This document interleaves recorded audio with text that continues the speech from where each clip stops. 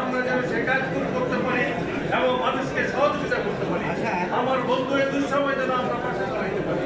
এই আহ্বান জানিয়ে সবাইকে ধন্যবাদ জানিয়ে এবং কৃতজ্ঞতা জানিয়ে আমার বক্তব্য শেষ করছি।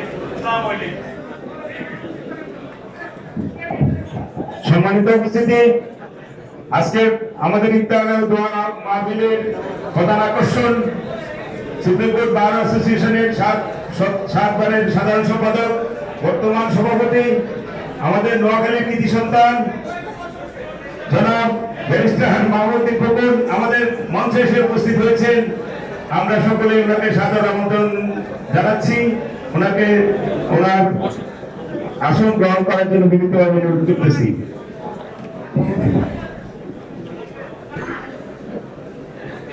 এ পর্যায়ে সংক্ষিপ্ত বক্তব্য রাখার জন্য অনুরোধ জানাচ্ছি আমাদের এনএলএফ লয়ার সলিডারিটি সম্মানিত সভাপতি জনাব আজহারুল্লাহ স্যারকে সংক্ষিপ্ত বক্তব্য রাখার জন্য অনুরোধ জানাচ্ছি।